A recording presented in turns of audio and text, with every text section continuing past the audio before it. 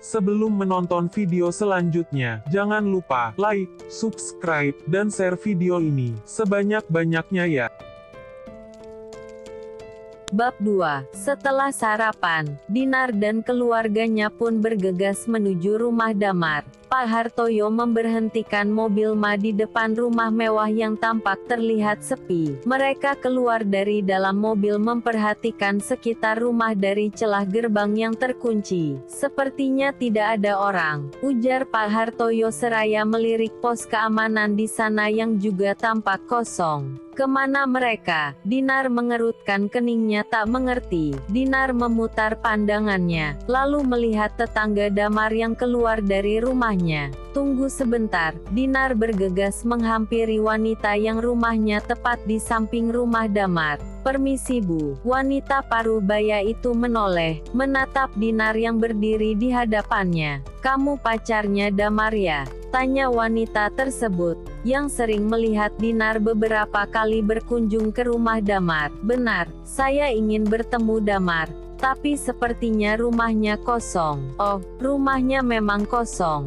Tante tahu mereka pergi kemana. Memangnya kamu tidak tahu kemana Damar dan keluarganya pergi? Wanita tersebut bertanya balik, menatap heran Dinar yang seharusnya tahu keberadaan kekasihnya itu. Saya tidak tahu. Damar dan keluarganya sudah menetap di luar negeri. Menetap di luar negeri. Dinar tersentak tak percaya mendengar hal tersebut. Ia tahu orang tua Damar memang sudah lama menetap di luar negeri. Tapi tak sekalipun Damar mengatakan ia akan ikut menatap juga di luar negeri, dan lari dari pernikahan mereka. Iya, asisten rumah tangganya yang mengatakannya. Sekarang rumah mereka benar-benar kosong. Dinar menggelengkan kepalanya tak percaya. Mata beningnya sudah memanas menahan tangis. Dadanya bergemuruh menahan emosi. Tak mengerti mengapa Damar benar-benar tega meninggalkannya tanpa kejelasan.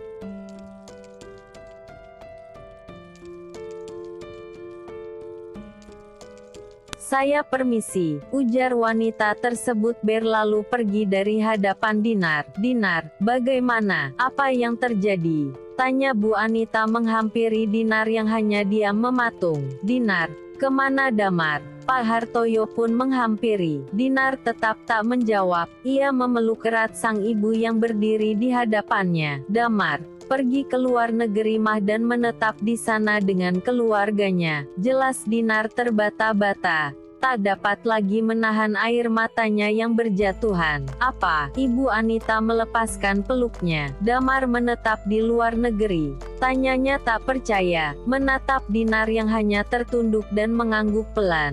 Kenapa dia tega berbuat seperti ini? Benar-benar lelaki kurang ajar. Geram Pak Hartoyo merasa sangat emosi dan kecewa. Damar sudah mempermainkan putri kesayangannya. Dinar tak mengerti kenapa Damar tega melakukan ini. Dinar juga tak tahu di mana letak kesalahan Dinar. Sampai Damar meninggalkan Dinar, lirih Dinar tak pernah terbersit sedikit pun di benaknya. Jika Damar akan mencampakkannya gitu saja. Ibu Anita yang juga merasa tersakiti kembali memeluk Dinar. Tidak sayang, kamu tidak salah apapun.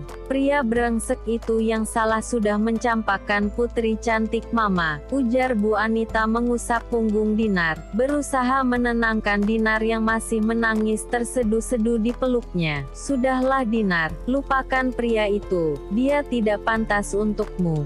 Timpal Pak Hartoyo masih berusia menahan emosinya. Jika saja Damar ada di hadapannya saat ini, pastilah ia sudah memukul wajah pria yang sudah mengecewakan putri tunggalnya itu. Beberapa tahun kemudian, saat ini Dinar sudah menyelesaikan kuliahnya, dan tengah fokus mencari pekerjaan. Sekian tahun berlalu. Tak sedikit pun Dinar mengetahui kabar tentang Damar dan keluarganya. Mereka bak hilang di telan bumi. Walau Dinar tak dapat memungkiri perasaannya masih terpaut pada Damar yang sudah mencampakkannya. Dinar selalu menutup telinganya rapat-rapat. kala mendengar segelintir orang yang mencemooh dirinya dan juga pernikahannya yang gagal dulu. Ia lebih memilih menyibukkan dirinya sendiri dengan berbagai aktivitas. Siang itu, Dinar keluar dari lobi sebuah perusahaan. Dengan langkah gontai tak bersemangat karena untuk kesekian kalinya ia gagal mendapatkan pekerjaan. Suara klakson mobil membuatnya terlonjak kaget. Saat baru saja keluar dari halaman kantor, Dinar sapa seseorang seraya memberhentikan mobil Ma, dan menurunkan kaca mobil Ma. Dinar mendongak melihat mobil berwarna silver di hadapannya, memperlihatkan wajah pria yang tak asing untuknya.